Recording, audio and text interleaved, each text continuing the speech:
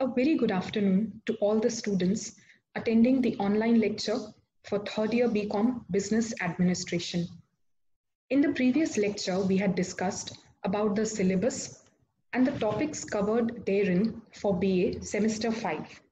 Today, I would begin with the explanation of the very first chapter, that is financial management. Now, I hope all had gone through the previous lecture, the previous video, where I had given you an idea about what is the syllabus structure for this semester. Also, I had explained you in brief all different kind of topics that needs to be discussed and understood for BA Semester 5. I had also talked about a specialization, that is finance. So in this particular semester, I can say half of your syllabus, that is 50% of syllabus, is covered with a unit that broadly talks on one thing, being finance. So of that, unit number 1, we shall be discussing today the first chapter, that is financial management.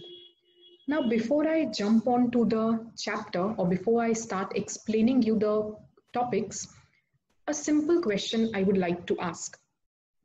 As to when I say finance, what is the first thing that comes to your mind? Probably all would equate finance with money. All right. So then why is finance or money required for a business organization? Because we are studying BA, I shall be discussing organization at large. तो ये finance की जरूरत एक organisation को क्यों होती है? You will say we need to pay out the expenses. So what are these expenses? These expenses could be the day-to-day expense, such as some routine expenses that a business organization is incurring. It could be the wages, the salary that is to be paid to the workers. It could also be the rent of the premises. It could be the repairing and the maintenance of the machinery. It could be purchasing raw material for production and whatnot. Secondly, the same finance is also to be utilized for some long run expenditure, for some fixed expenditure, such as purchasing land, purchasing a machinery, to work for the expansion and the modernization of the enterprise, etc. So if I explain you in simple terms, finance is required by a business enterprise for two needs. One, that is a long-term requirement, which we consider the fixed capital requirement, and the other which is required for the routine day-to-day operations, known as the working capital requirement or the short-term capital requirements. One can also say that finance is the lifeblood for every organization. Just as food is required for our body to survive, so is finance required for any business organization to sustain in the market. You cannot imagine a business organization running with zero funds. It will lead to bankruptcy in the near future. So finance is inevitable, is important for every business whatsoever. When I say every business, it is required in every sector. Whether you are running a sole proprietorship, you have a partnership firm, you have a joint stock company, or even to any non-corporate organizations, money is required. Finance is required. So then what do you mean by financial management? You have already studied about management in your previous classes, that there are some functions of management. It is an art and science of getting the things done through the efforts of others. Combine both the terms together. When I combine finance with management, it is nothing but managing the finance in a business organization.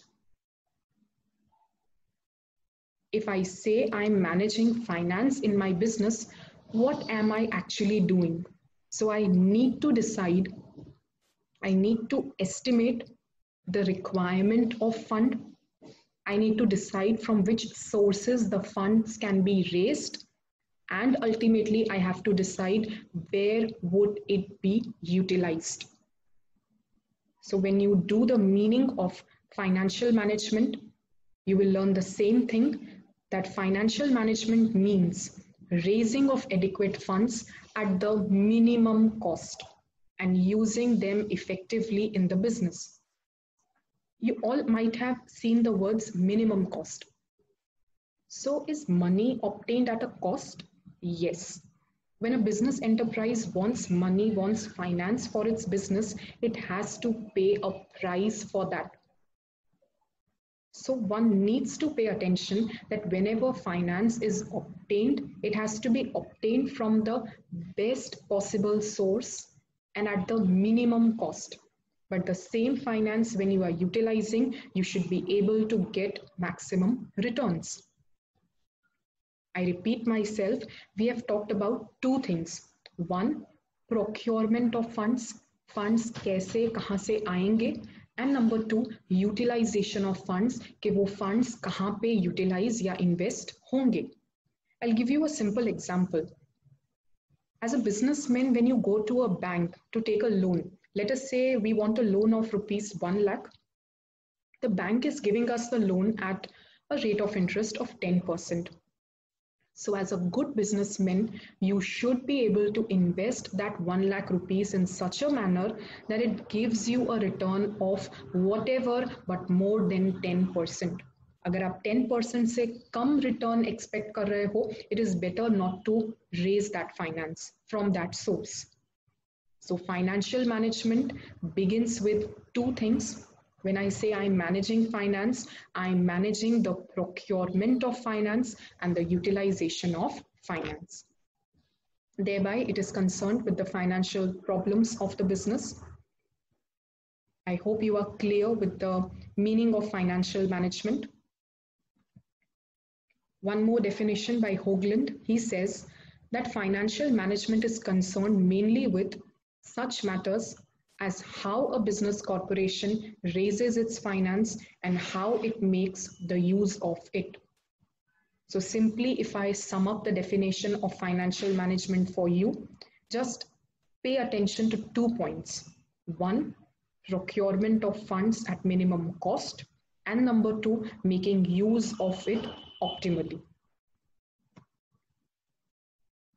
Moving to the next part of the chapter, importance of financial management. I asked you in the very beginning of the lecture, why finance is important? Why is it required? So we decided number of expenses that one can make from that finance. But still, I would ask you another question. Why do we need to manage finance? Why can't we just go with the flow? पैसा raise कर लिया और वो पैसा use कर लिया. हमें management को क्यों इंट्रोड्यूस करना पड़ेगा with finance? So let me give you an example. When you want rupees 1 lakh, but actually you have only 50 to 60,000 in your business, that is a situation where capital requirement is more, but actually you are having less capital. This kind of a situation is not good because your expenses won't be met, your targets won't be achieved. Let us assume another situation, the opposite of it. I want rupees 1 lakh, but I have 2 lakhs in my business. You would say it is a superb situation. No, it is also a dangerous situation with negative consequences. When you have an overcapitalized situation, you have excess money and that money is unnecessarily blocked in your business, आप उस पे return तो pay कर ही रहे हो. You are bearing the cost of that finance, लेकिन आपको उसके ऊपर कोई earning नहीं हो रही है in your business. So even that is not a good situation for any business organization. So when I say financial management, it is very important to manage your funds, manage your finance. Let us see the importance of it. Number one, the success of promotion. Now, as I said, finance will be required to meet your day-to-day expenses also and your long-term expenses also. That is, either could be your fixed capital requirement or your working capital requirement.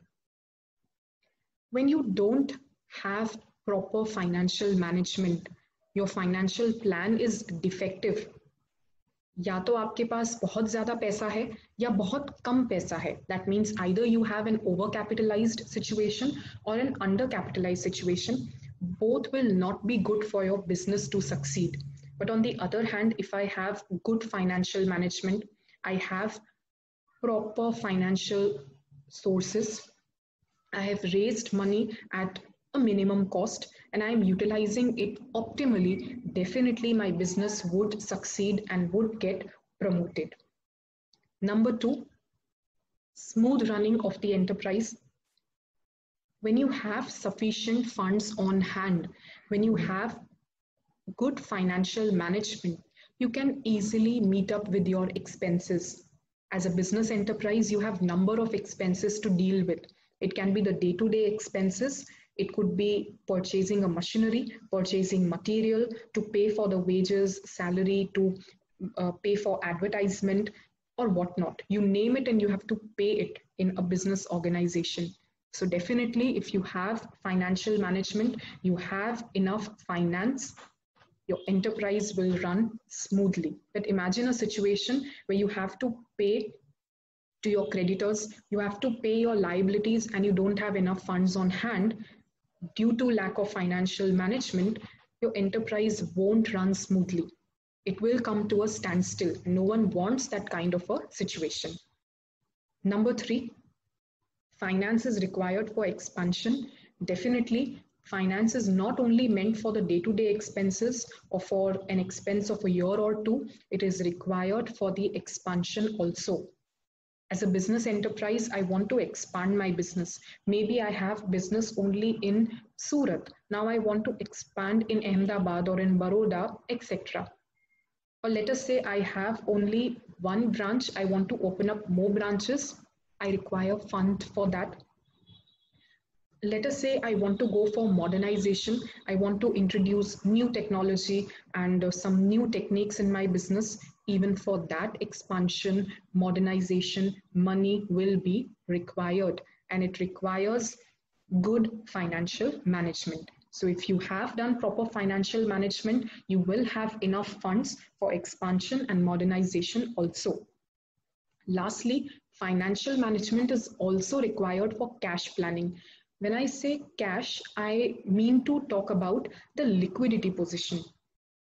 You all have done in accountancy as to how far liquidity is important. Liquidity meaning to say I need to keep some cash on hand. I should have those assets which can be easily converted into cash.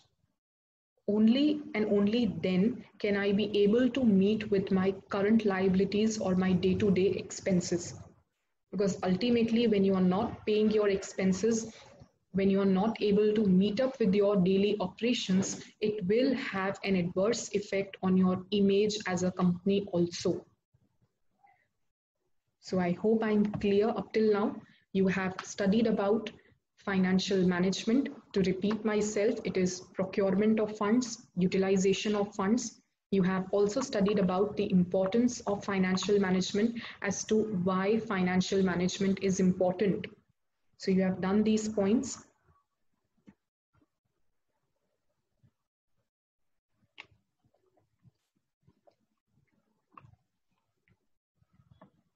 Moving further with the next topic for today, probably the last topic that we shall discuss in this chapter for today. It is the finance function. Finance functions we shall be doing, but before that you have to understand two approaches to that finance function. The two approaches you can very well see on the slide. One is the traditional approach and the other is the modern approach to the financial management. You need to understand both of them individually, and you also need to understand the difference between the traditional approach and the modern approach. To give you a brief idea about both of them, let me first talk about the traditional approach. I can say that till 1950, the approach towards finance function was very narrow, and that is about the traditional function of finance. When I started with the chapter, I told you that finance function or financial management comprises of two things. You need to procure the funds and you need to optimally use the funds. But in the traditional approach of finance function, we only consider the procurement of funds. We are least bothered about how those funds are being utilized. So only one concept is considered in the traditional approach as to from where the funds will be procured. Funds कौन से sources से आने वाले हैं. And that is the reason why it is considered to be a narrow approach. But if I talk about the modern approach, it considers both the aspects of finance function, that is procuring the funds at a minimum cost and making the utmost utilization of those funds.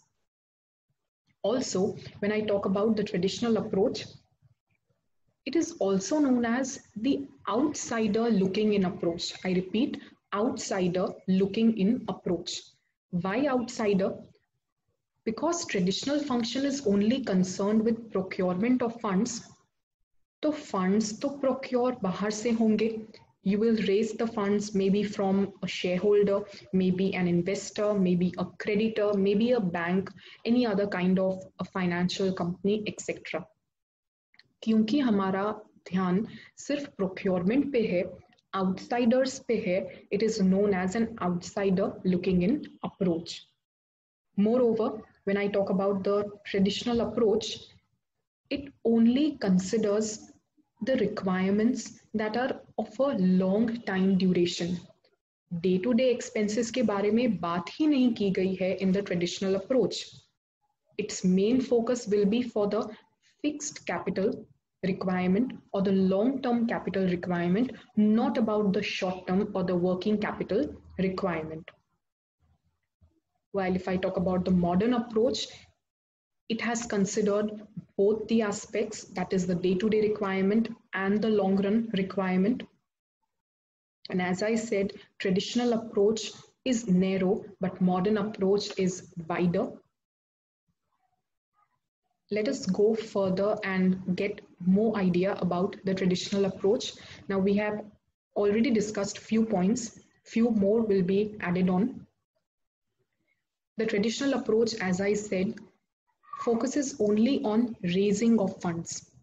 I only consider the first aspect of procurement, not of utilization. And as I said, because we are raising funds from investors, creditors, banks, insurance companies, it is an outsider looking in approach. It concentrates mainly on the financial administration of the joint stock companies. You know, there are a number of business enterprises. It can be a sole proprietorship, it can be partnership, it can be a joint stock company. But considering the traditional approach, इसका concentration सिर्फ होगा on the joint stock companies. The non-corporate organizations are completely ignored in this approach, and that is the reason probably इसका scope narrow है, या इसे narrow approach माना जाता है. Point number 3. Episodic view of finance. Now, as I said, traditional approach का ध्यान ज़्यादा day-to-day expenses पे नहीं है, but ध्यान है towards the long-term capital requirement. हो सकता है वो money आपको चाहिए for some episodes, for some special events. Could be modernization, could be research and development, could be introducing a new business altogether. So it is completely episodic. And lastly, as I said, its emphasis will be on the long-term financial requirement. Working capital management को completely ignore किया गया है in the traditional approach. So I hope you are clear with the traditional approach, because you need to understand a difference also between traditional and the modern approach. I'll give you some time. Please go through the points of traditional approach.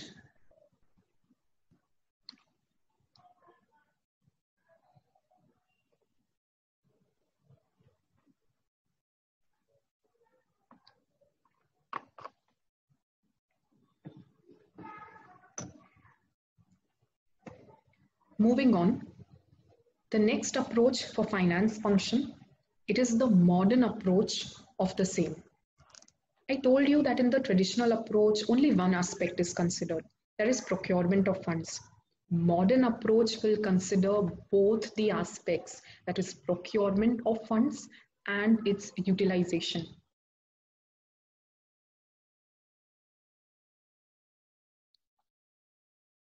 When we talk about the modern function of financial management, we are not only focused towards how shall we procure the funds, but we pay equal importance on the utilization of funds as well.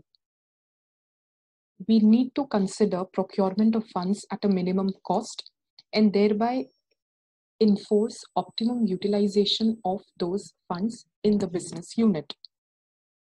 So the modern approach deals with both the concepts.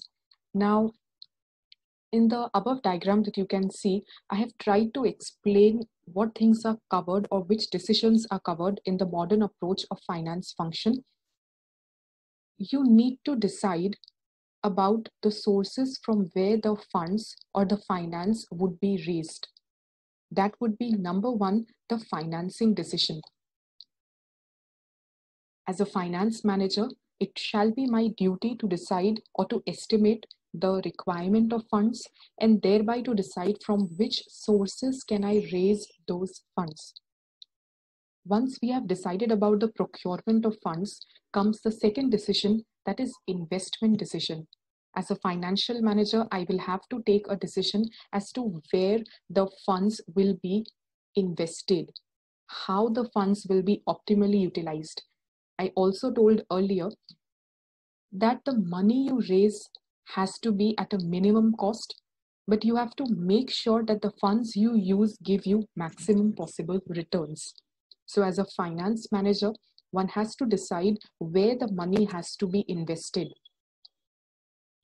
whether it will be spent or whether it will be saved. And the third decision that also comes under the purview of modern approach is a dividend decision. Now, I said modern approach comprises of procurement of funds and utilization of funds. But when we are using the funds can either be spent or they are also saved. When we are trying to spend the funds, it can either be spent on the operations of the business enterprise. So whatever money is earned can be used to distribute dividend to the shareholders who have invested their hard-earned money in the business, and thereby whatever portion is not distributed as dividend will be retained in the business enterprise itself, that you commonly call as reserves and surplus or the retained earnings. So this is the modern approach of financial management, where we consider both procurement and utilization of funds. So it is financing decision, investment decision, and the dividend decision. All the three types of decisions come within the ambit of the modern approach.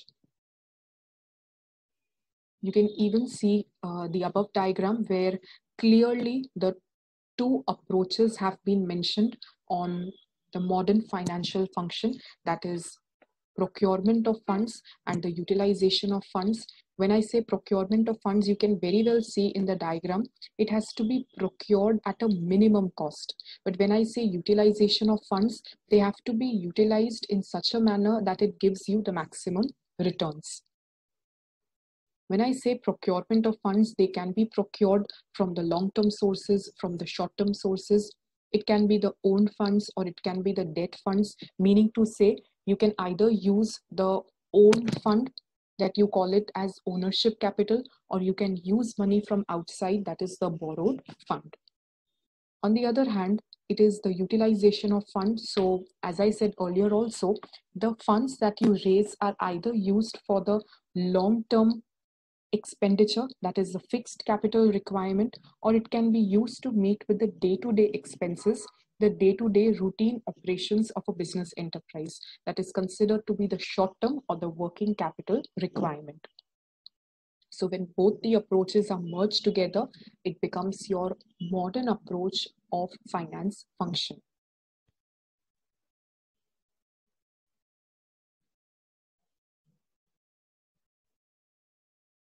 Coming to the difference between modern approach and traditional approach. As I said, in this topic particularly, you have to understand what are the basic differences between both the approaches of finance function.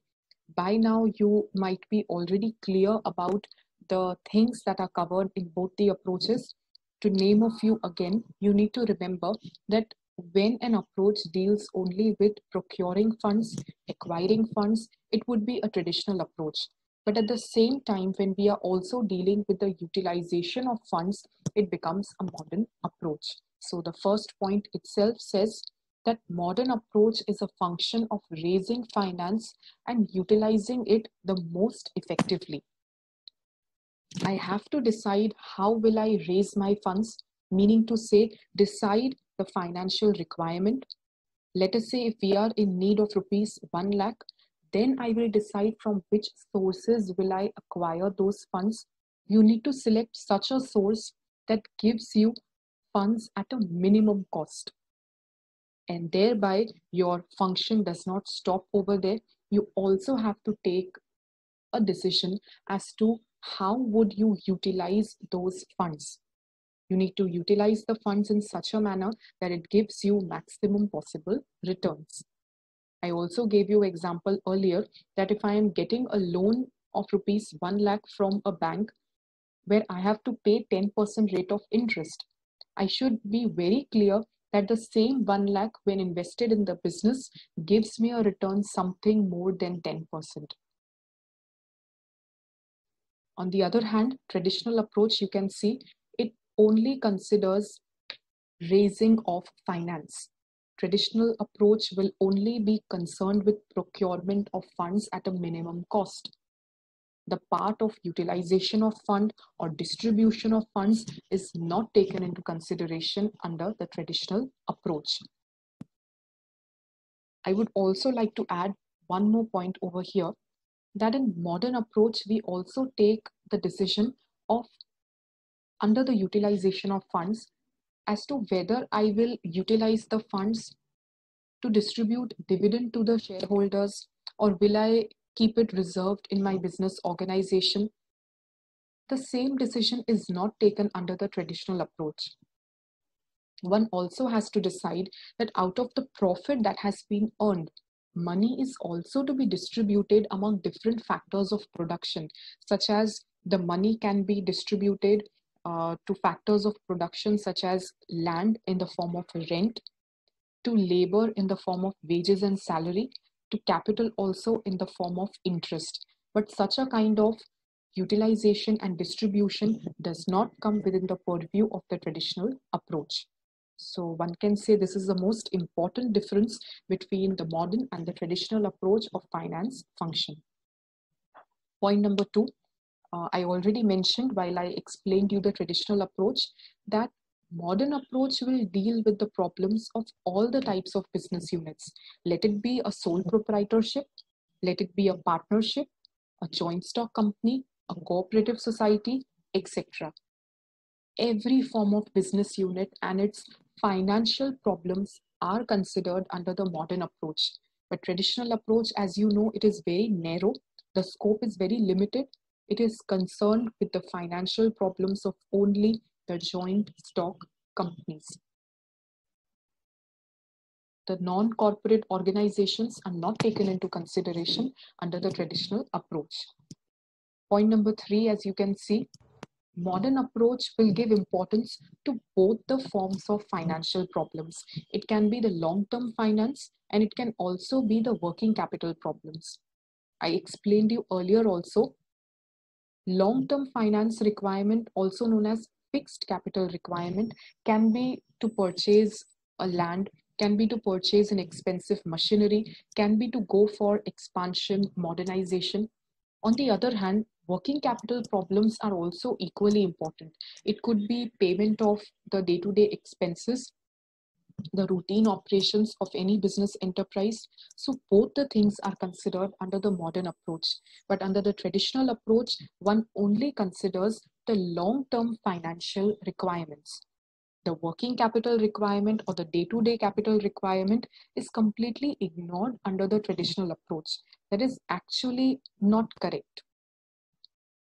Point number 4, modern approach, as you can see, it is examined from the viewpoint of insiders and outsiders both. While on the other hand, traditional approach, it is only considering the angle of outsiders. Now, this point also I explained to you when we studied the traditional approach, that because in traditional approach, I am considering only the procurement of funds that can be obtained from a bank, could be from a financial institute, could be from any other creditor, money lender. All these people are the outsiders.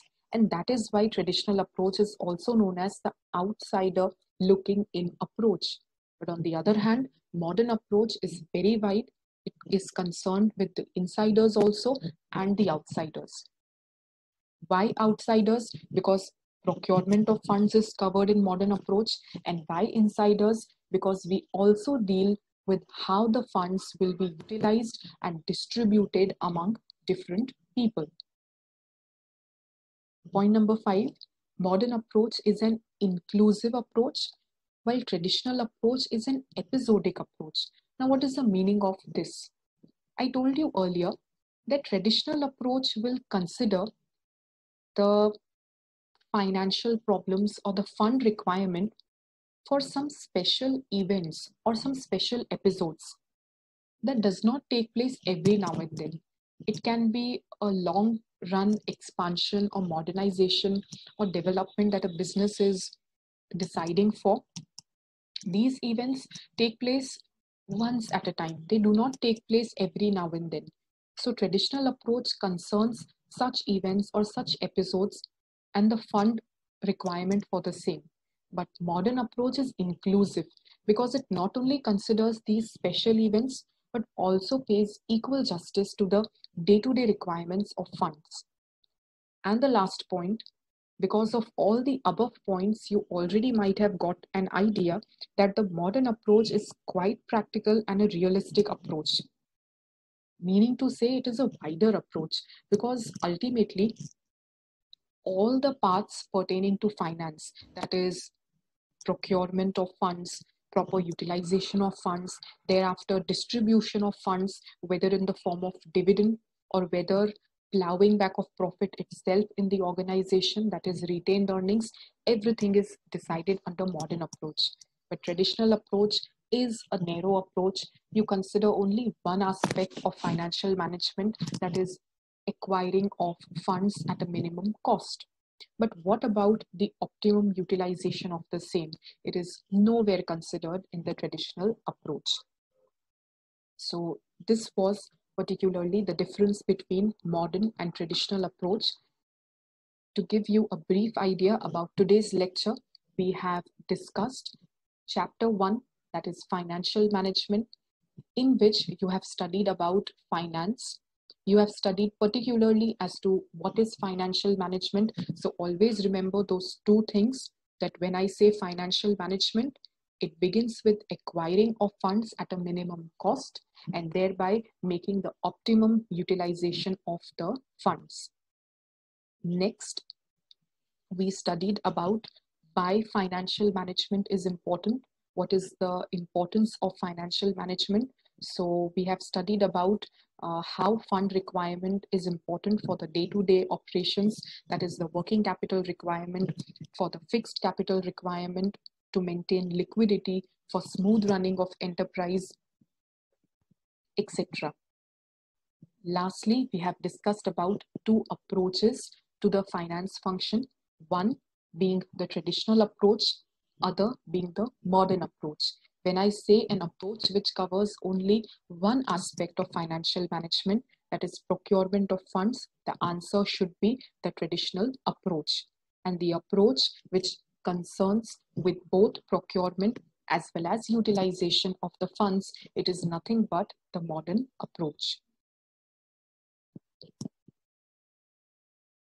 You can even go through the points of difference between the two.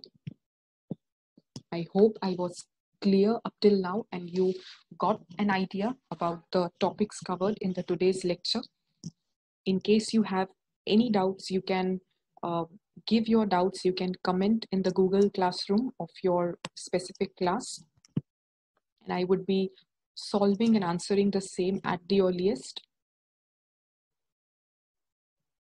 We shall meet in the next lecture again with chapter 1, and we would study further topics covering, that is, the classification of finance function, namely the executive finance and the incidental finance function. We would revise the topics we did today, and we would begin with these topics in the coming lecture. Thank you very much.